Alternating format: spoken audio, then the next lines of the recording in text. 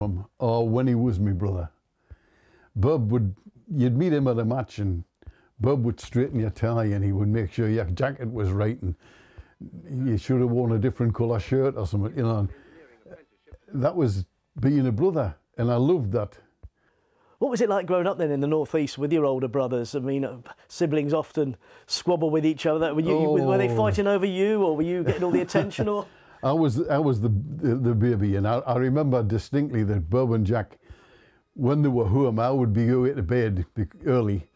They would come to the bottom of the stairs and say, "I'm coming to get you. Oh, the monster's coming up," you know, bum, bum, bum up the stairs. Oh. They were full of fun. In those days, we didn't really play very often in the park. We played in the street. Yeah. And you played in the street with as many people as wanted to play. Yeah. And you had, there were cool house doors, little square doors on the walls of the streets. And you'd pick one to be the girl for them, another one down there to be the girl for us. And do you remember thinking then, wow, my brothers are good, Jackie and yes. Bobby? I mean, Bob was outstanding. He was outstanding. And in his youth, he would be like 12 or 13, and grown men would come to the house to seek him to see if he would come and play with them. I just took that as normal. It was normal for me to see Bob playing brilliant, and why can't they all play as good as that, you know? Yeah. He's the best footballer I ever saw in my life, a hawk. When I went to watch Manchester United, I only ever watched Bob. To Charlton.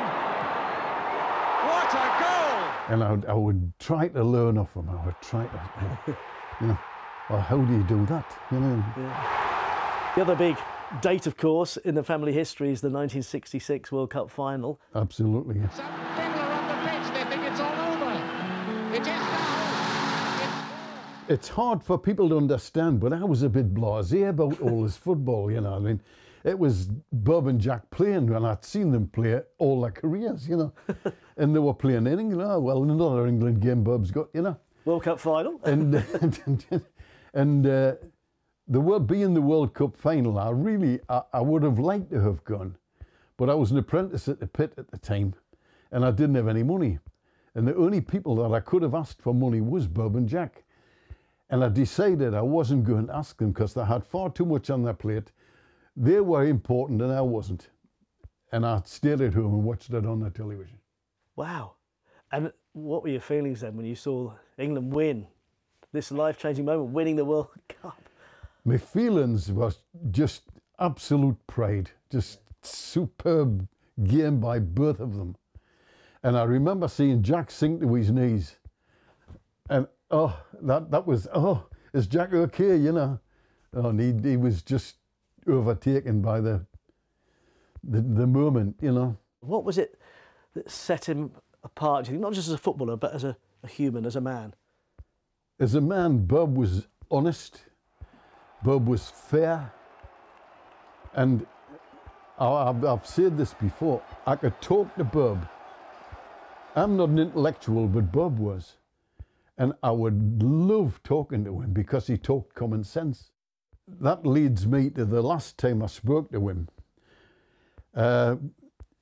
We used to phone Norma, his wife, who was a saint, and Norma would put him on and I would have a chat with him, you know. He was suffering from dementia then. And I phoned this time and Norma put him on and he broke down and he was crying. And I was crying. And between me and Norma, we decided that it wasn't a good idea to put him on. And that was the last time I spoke to Bob. Bob was well loved all over the world. I knew in my heart that Bob's up there. And I'm sure Jack is as well.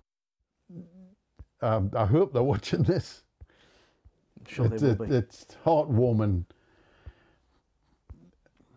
And it's wonderful that I know that Bob's up there.